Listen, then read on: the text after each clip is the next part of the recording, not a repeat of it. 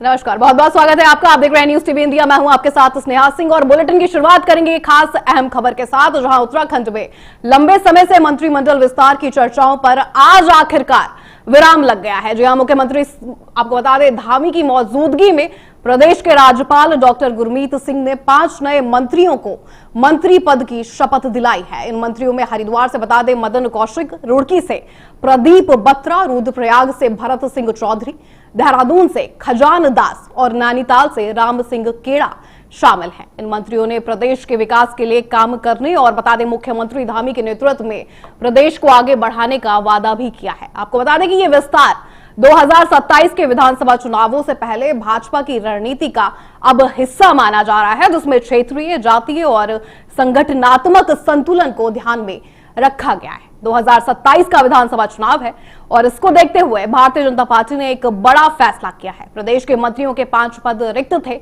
और अब उनको भरा गया है ताकि हर तरह से समीकरण बनाया जा सके। बता दें मंत्रिमंडल विस्तार में भी सभी समीकरणों को ध्यान में रखते हुए मंत्रियों को जगह दी गई है। सड़क, बिजली, पानी और तीर्थ क्षेत्र विकास पर ये सभी नेता सक्रिय रहे हैं।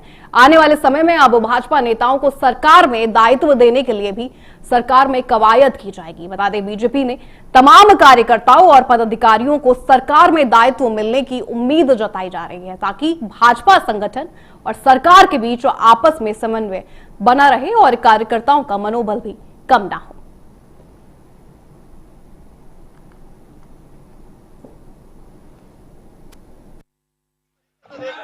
मैं सबसे पहले तो आज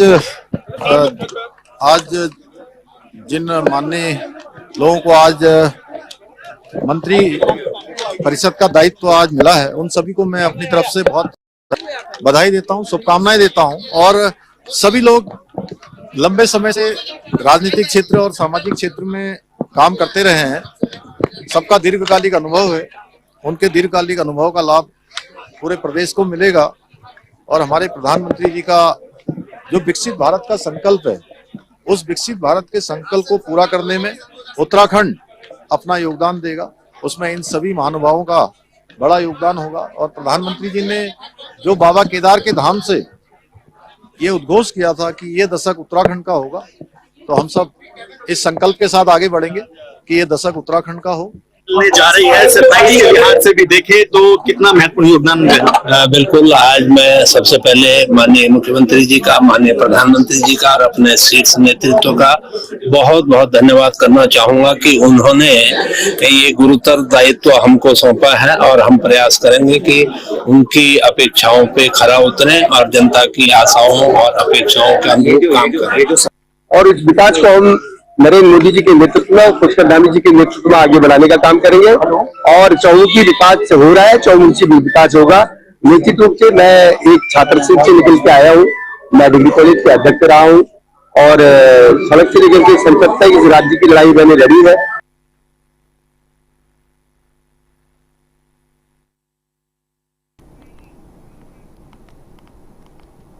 इसी पर अधिक जानकारी देने के लिए हमारे साथ हमारे ब्यूरो चीफ पुष्कर सिंह नेगी जुड़ गए हैं। पुष्कर जी, बहुत बहुत स्वागत है आपका। आज उत्तराखंड मंत्रिमंडल विस्तार हो चुका है। मंत्रिमंडल का क्या कुछ नई जानकारियां, अपडेट सामने आ रहे हैं? किन किन मंत्रियों ने शपथ ली है, आप जानकारी दे सके तो।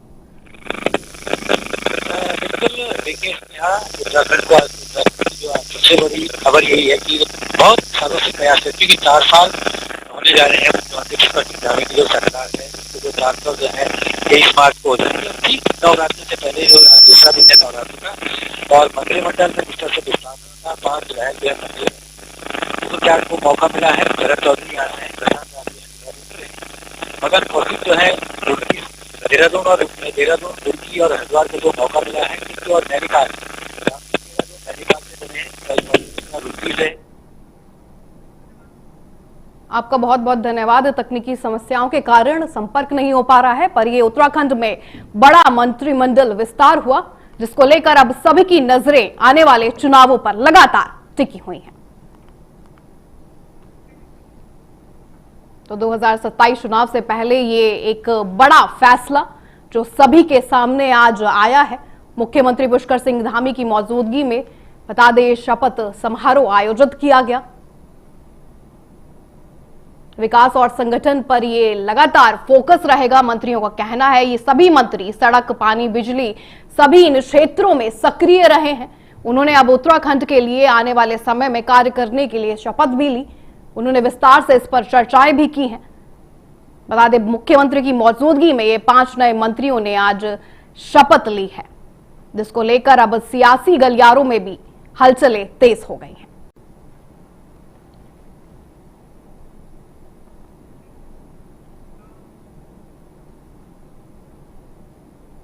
चलिए खबरों में आगे बढ़ेंगे, रुक करेंगे अगली खबर का। खबर है देहरादून से, जहां मुख्यमंत्री पुष्कर सिंह धामी 20 मार्च यानी आज चंपावत के, आपको बता दें, श्री वराही शक्तिपीठ धाम में नव निर्मित मंदिर के शिलान्यास कार्यक्रम में शामिल होने जा रहे हैं। बता दें, मुख्यमंत्री ने मंदिर के निर्माण कार्य का जायजा वो लेंगे आने के बाद और स्थानीय लोगों के साथ इस खास अवसर को साझा भी करेंगे। बता दें, दोपहर 3:20 पर मुख्यमंत्री धामी हल्द्वानी स्थित सर्किट हाउस हल्द्वानी पहुंचेंगे। यहां वे राजनाथ सिंह के प्रस्तावित दौरे की तैयारियों की समीक्षा भी करेंगे। अधिकारियों के निर्देश दिए गए हैं कि सभी व्यवस्थाएं पूरी तरह से समय पर और व्यवस्थित तरीके से सुनिश्चित की जाए। बता दें, सुरक्षा और प्रशासनिक तैयारियों पर विशेष ध्यान भी रखा जा रहा है।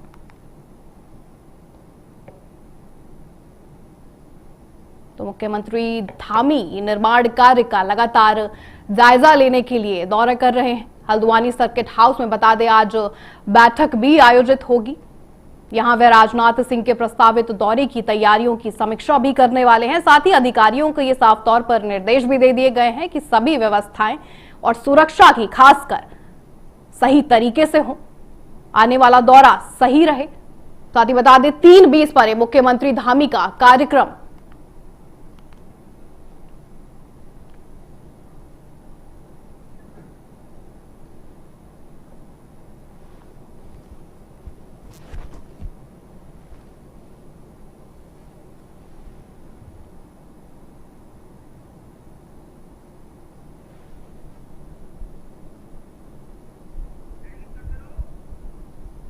बता दें, रक्षा मंत्री राजनाथ सिंह के दौरे को लेकर मुख्यमंत्री लगातार जायजा लेने के लिए मौजूद होने वाले हैं।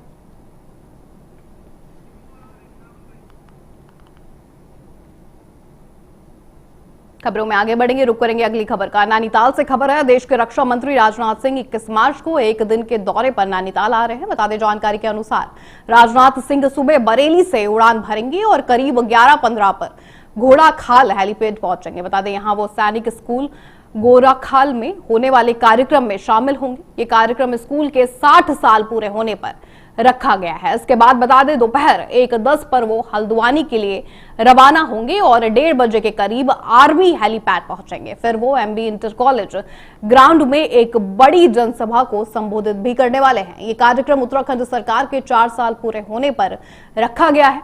कार्यक्रम के बाद राजनाथ सिंह दोपहर, आपको बता दें, 3:25 पर बरेली के लिए वापस रवाना हो जाएंगे। तो ये राजनाथ सिंह का बड़ा दौरा, जिस पर सभी की नजरें अब लगातार टिकी हुई हैं।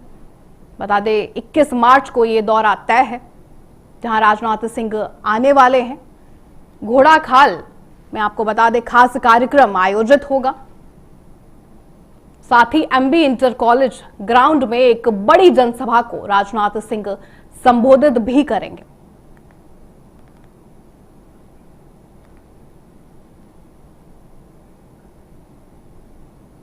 बता दें, उत्तराखंड सरकार के 4 साल पूरे होने पर राजनाथ सिंह का ये दौरा प्रस्तावित है। रुक करेंगे अगली खबर का। खबर है देहरादून से, यहां लेखक गांव में विरासत कला उत्सव का खास आयोजन किया गया है। इस कार्यक्रम को बता दें, उत्तर मध्य क्षेत्र संस्कृत केंद्र प्रयागराज और संस्कृति मंत्रालय ने मिलकर आयोजित किया है। इस खास कार्यक्रम में रमेश पोखरियाल निशांक भी शामिल हुए। उन्होंने कहा कि पहली बार एक ही मंच पर देश के कई राज्यों के कलाकार एक साथ नजर आए हैं। उन्होंने संस्कृति मंत्रालय का धन्यवाद भी किया और ये साफ कहा कि ऐसे कार्यक्रम से देश के युवा कलाकारों को एक बड़ा मंच मिलता है। साथ ही अलग अलग राज्यों की लोक संस्कृति को भी बढ़ावा मिलता है। कार्यक्रम में कई राज्यों से आए कलाकारों ने हिस्सा भी लिया है। और अपनी कला का प्रदर्शन भी किया। बता दें, कलाकारों ने भी इस पहल की खूब सराहना की है और कहा है कि ऐसे आयोजनों से लोक नृत्य और लोक कला को नई पहचान मिलती है। ये सीधे तस्वीरें आप कार्यक्रम की अपनी टीवी स्क्रीन पर देख सकते हैं, जहां पूर्व मुख्यमंत्री ने कार्यक्रम की जमकर सराहना भी की है। सभी ने अपनी कला प्रस्तुति करी, इसके साथ ही युवा कलाकारों को एक बड़ा मंच मिला।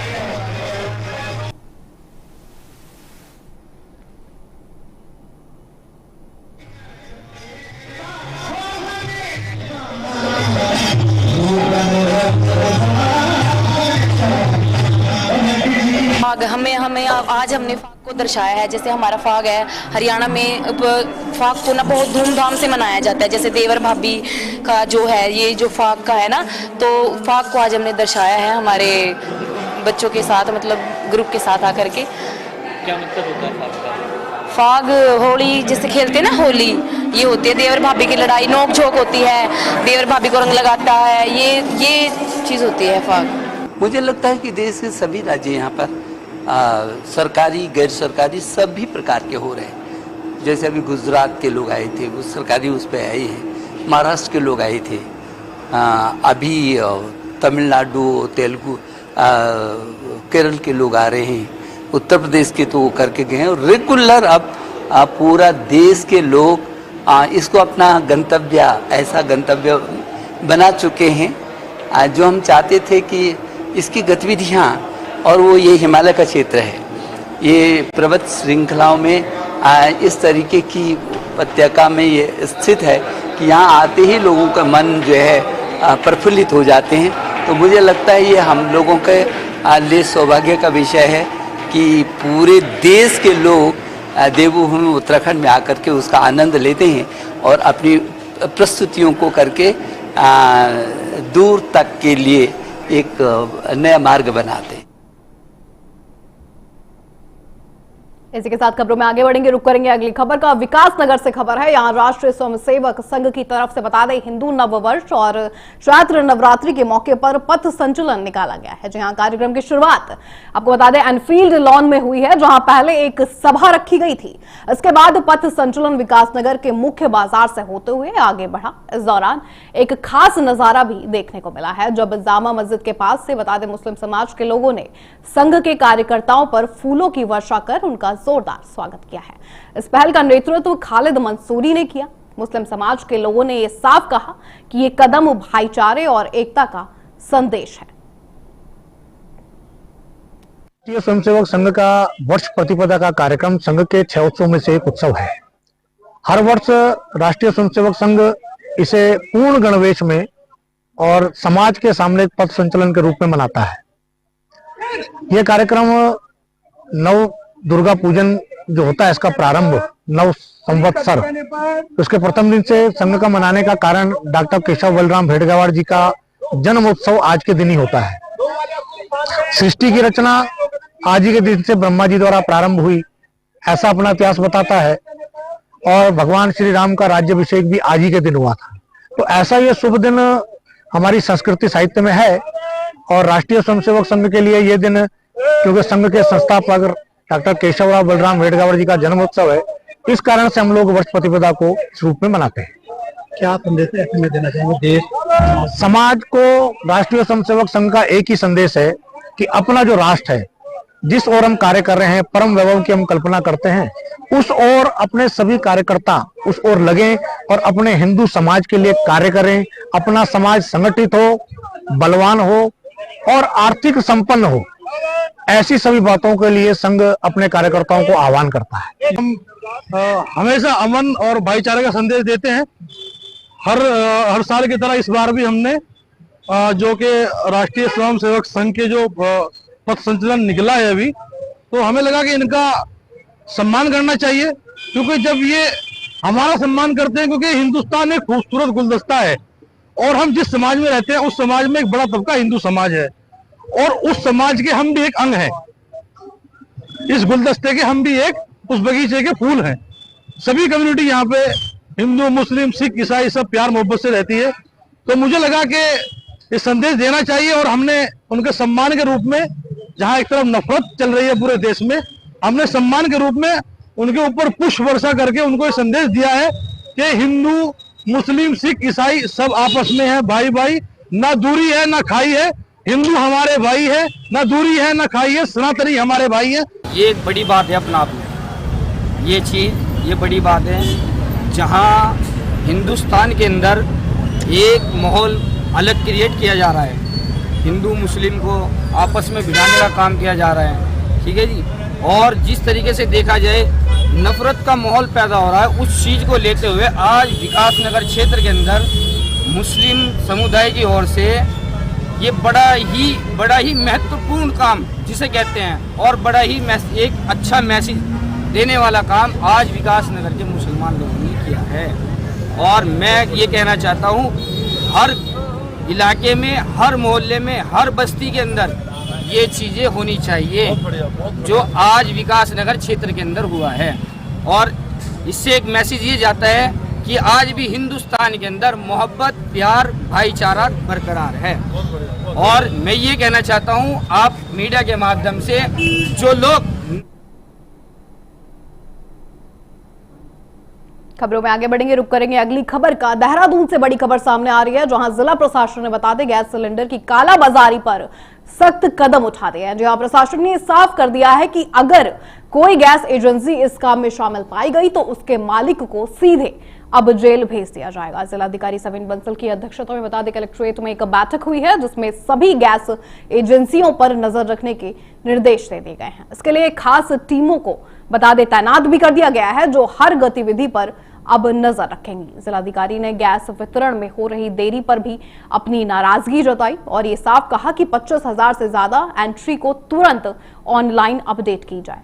साथ ही आपको बता दें एडवांस बुकिंग का पूरा रिकॉर्ड देने को भी कहा गया है। प्रशासन की कार्रवाई में अब तक बता दें 5 केस दर्ज किए जा चुके हैं और 3 लोगों को जेल भी भेजा जा चुका है। इसके अलावा आपको बता दें बड़ी संख्या में गैस सिलेंडर भी जब्त कर लिए गए हैं। अब घर घर गैस डिलीवरी के लिए OTP सिस्टम लागू किया गया है, जिससे लोगों को सुविधा मिल सकेगी और एजेंसियों पर भीड़ भी अब कम होगी। प्रशासन का अब ये साफ कहना है कि आगे भी ऐसी कार्रवाई इसी तरह जारी रहेंगी।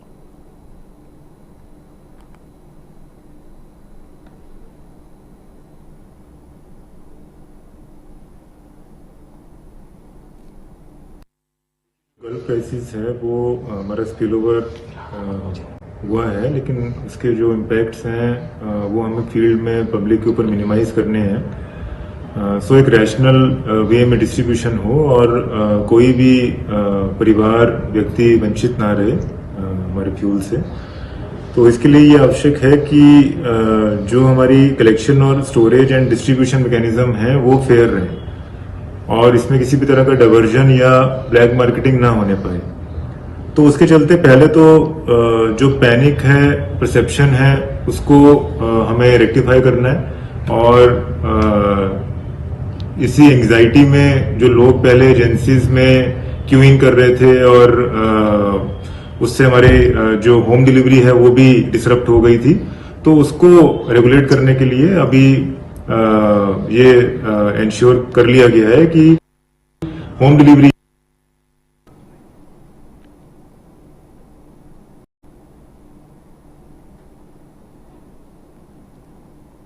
इसके साथ रुक करेंगे अगली खबर का। खबर है जसपुर से। ईद के त्योहार को देखते हुए पुलिस प्रशासन पूरी तरह से अब सतर्क नजर आ रहा है। बता दें 21 मार्च को ईद मनाई जाएगी। ऐसे में त्योहार शांति और भाईचारे के साथ मनाया जाए, इसके लिए पुलिस लगातार तैयारियां कर रही है। इसी कड़ी में आपको बता दें जसपुर कोतवाली पुलिस ने शहर में फ्लैग मार्च निकाला है। ये मार्च संवेदनशील और भीड़ भाड़ वाले इलाकों में किया गया ताकि लोगों को सुरक्षा का भरोसा मिल सके। बता दें कार्रवाई अजय गणपति के निर्देश पर की गई है। साथ ही पुलिस अधिकारियों की मौजूदगी में पूरे शहर में निगरानी रखी गई है। फ्लैग मार्च के दौरान पुलिस ने लाउड स्पीकर से लोगों से यह अब बड़ी अपील भी की कि ईद का त्योहार शांति, प्यार और भाईचारे के साथ मनाएं। पुलिस प्रशासन का यह साफ कहना है कि कानून व्यवस्था बनाए रखने के लिए पूरी तरह तैयारियां की जा चुकी हैं।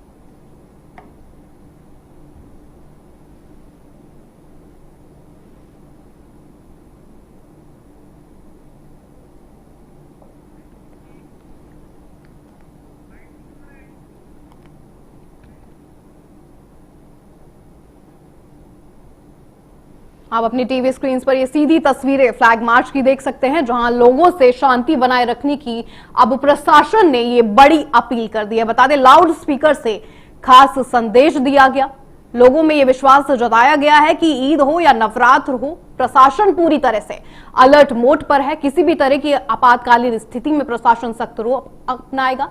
साथ ही ईद से पहले ये बड़ी सुरक्षा व्यवस्था की तस्वीरें आपके टीवी स्क्रीन पर, जहां भीड़ वाले इलाकों में पुलिस ने गश्त की है। लगातार प्रशासन अपील करता हुआ लोगों से नजर आ रहा है कि शांति बनाए रखें और त्योहारों को अपने शांति से मनाएं।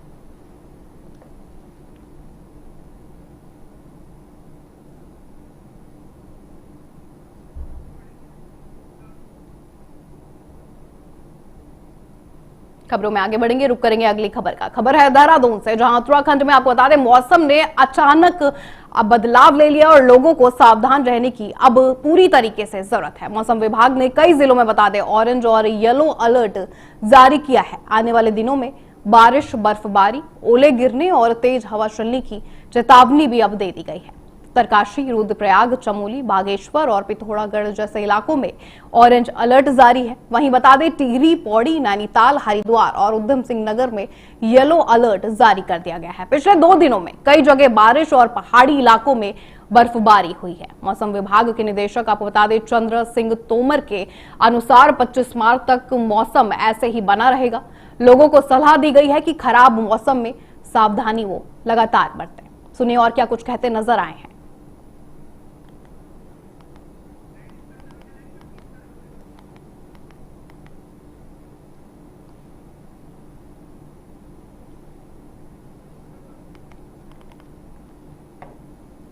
पहाड़ी इलाकों में बता दें बर्फबारी का साफ असर देखने को मिल रहा है। मौसम विभाग लगातार लोगों से अपील कर रहा है कि ऐसे मौसम में ज्यादातर अपने घरों में रहें। 25 मार्च तक बता दें मौसम खराब रहने की मौसम विभाग ने आशंका पहले से ही अब जता दी है। उत्तराखंड में मौसम विभाग ने अलर्ट भी अब जारी कर दिया है। बताए ऊंचाई वाले इलाकों में ज्यादातर बर्फबारी पड़ने की अब आने वाले दिनों में भी संभावना है। वहीं बता दें निदेशक चंद्र सिंह तोमर के अनुसार 25 मार्च तक मौसम ऐसा ही बना रहेगा। लोगों को सलाह भी दी गई है कि खराब मौसम में सावधानी वो लगातार बरतें।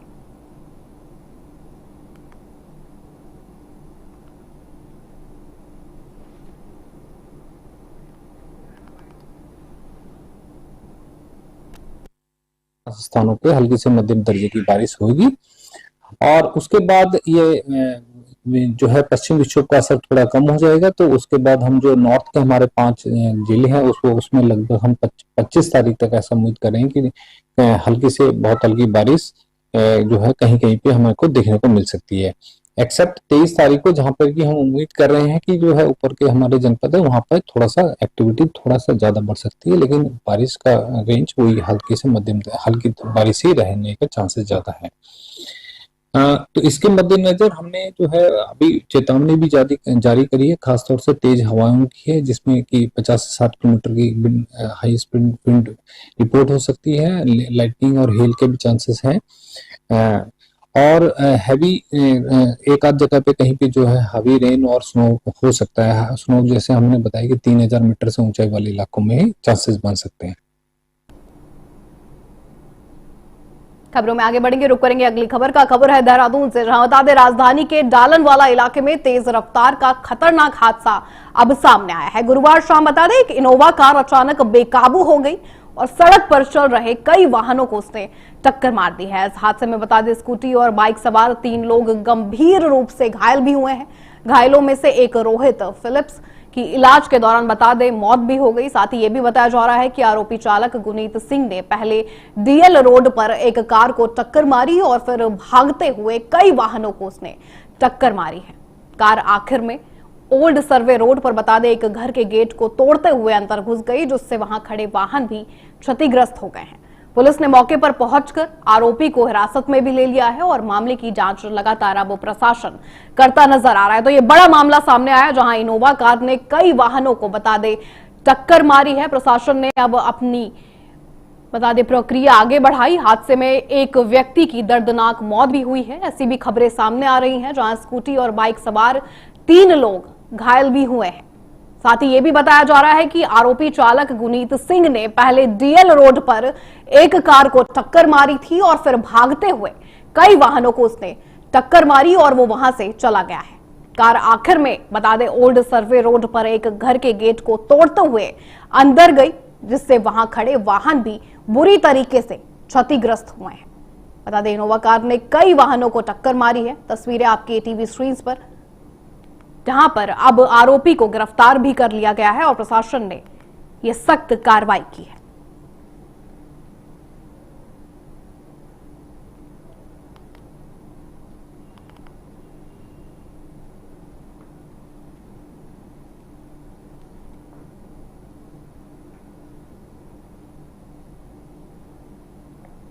तो देहरादून में ये तेज रफ्तार कार ने तबाही मचाई, जिसकी तस्वीरें आपकी अपनी टीवी स्क्रीन पर देख सकते हैं, जहां इनोवा कार ने कई वाहनों को एक साथ टक्कर मारी है।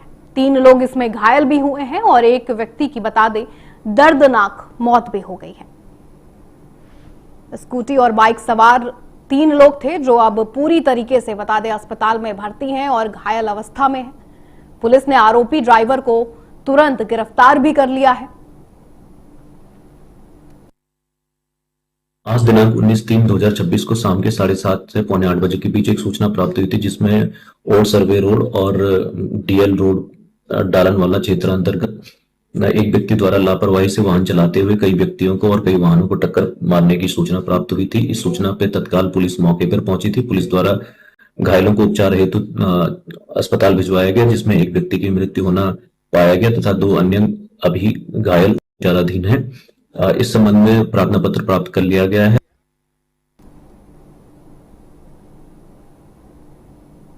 ऐसे के साथ खबरों में आगे बढ़ेंगे, रुक करेंगे अगली खबर का। खबर आ रही है देहरादून से, जहां शहर में आने वाले ईद अलविदा जुमा और आपको बता दें नवरात्र पर्व को देखते हुए पुलिस प्रशासन अब पूरी तरह से सतर्क है। त्योहारों के दौरान बढ़ती भीड़ और ट्रैफिक दबाव को देखते हुए सुरक्षा और प्रबंधन की व्यापक तैयारियां कर ली गई हैं। बता दें प्रमाइंद्र धोबाल के अनुसार पूरे देहरादून को 6 जोन और 17 सेक्टर में बांट दिया गया है। हर जोन में अतिरिक्त पुलिस अधिकारी तैनात हैं। उनका काम अपने अपने क्षेत्र में बता दें ट्रैफिक और भीड़ नियंत्रण सुनिश्चित करने का काम है। बता दें करीब 300 से अधिक पुलिसकर्मी संवेदनशील स्थानों पर तैनात भी कर दिए गए हैं। अधिकारियों को स्पष्ट निर्देश भी दे दिए गए हैं कि वे पूरी सतर्कता और समन्वय के साथ अपनी जिम्मेदारियां निभाएं। वहीं एसएसपी ने भरोसा ये सभी को दिलाया है कि पुलिस प्रशासन इन त्योहारों को शांति और सुरक्षा के साथ मनाने के लिए पूरी तरह से तैयार है। साथ ही आपको बता दें आम जनता से सहयोग की अब प्रशासन ने बड़ी अपील भी कर दी है। बता दें शहर को 6 जोन में बांटा गया है। हर जोन में अतिरिक्त पुलिस अधिकारी वहां पर तैनात है कि किसी भी तरह की आपातकाल स्थिति हो तो वहां तुरंत व्यवस्था की जाए। शांति व्यवस्था बनाए रखने के लिए बड़ा कदम उठाया गया है, जहां करीब 300 से अधिक पुलिसकर्मी संवेदनशील जगह पर तैनात हैं। ईद और नवरात्र का त्यौहार अभी चल रहा है और अलविदा जुमा उसके बाद ईद का महत्वपूर्ण दिवस के बाद साथ साथ हमारा नवरात्र का भी त्यौहार है। इसके लिए जो ट्रैफिक मैनेजमेंट के साथ साथ जो मैन मैनेजमेंट है वो भी बहुत महत्वपूर्ण है। भीड़ नियंत्रण को ध्यान में रखते हुए संपूर्ण देहरादून क्षेत्र को 6 जोनों में और 17 सेक्टरों में विभाजित किया गया है और 3 सुपर जोनों में एडिशनल एसपी स्तर के अधिकारियों को लगाया गया है, जो अपने संपूर्ण क्षेत्र में ट्रैफिक मैनेजमेंट के साथ साथ भीड़ नियंत्रण के लिए भी उत्तरदायी रहेंगे। उनको पर्याप्त पुलिस बल दिया गया है। मैं दावे से मैं कह सकता हूं कि हम लोग इस त्यौहार को बहुत ही संवेदनशीलता के साथ साथ और बहुत ही सफलता के साथ इसको संपन्न करेंगे। आगामी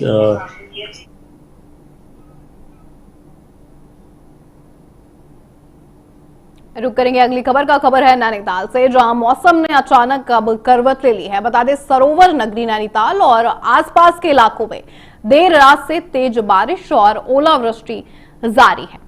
सुबह होते ही बता दें शहर घने कोहरे की चादर में लिपटा नजर आया, जिससे लोगों को काफी परेशानी का सामना भी करना पड़ा है। मौसम खराब होने की वजह से जनजीवन भी प्रभावित हुआ है। बारिश इतनी तेज हुई है कि कई सड़कों पर पानी भर गया और हालात तालाब जैसे हो गए।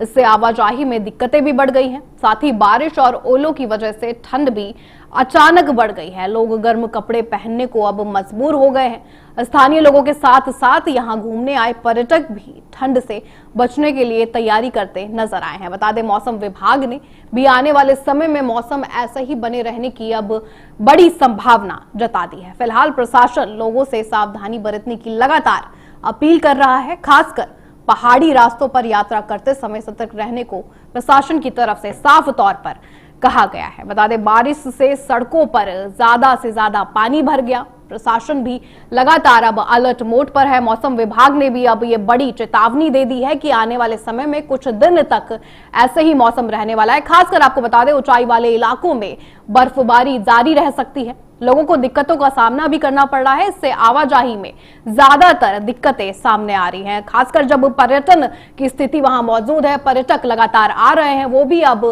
ठंड से बचने के लिए लगातार तैयारियां करते हुए नजर आए। शहर पूरी तरीके से घने कोहरे से ढक गया है। सुबह होते ही बता दें, शहर घने कोहरे की चादर में लिपटा नजर भी आया। अब अपनी टीवी स्क्रीन पर लगातार तस्वीरें ये देख सकते हैं, जहां किस तरह से खूबसूरती भी नजर आ रही है, पर साथ ही साथ लोगों को अब थोड़ी मुश्किलों का सामना करना पड़ रहा है। ठंड अचानक क्योंकि लगातार कुछ दिनों में ही बढ़ी है। नैनीताल में ये मौसम का बदला मिजाज सामने आया, जिसको लेकर अब कुछ लोग खुश भी नजर आए तो कुछ लोगों ने दिक्कतों का सामना भी किया है।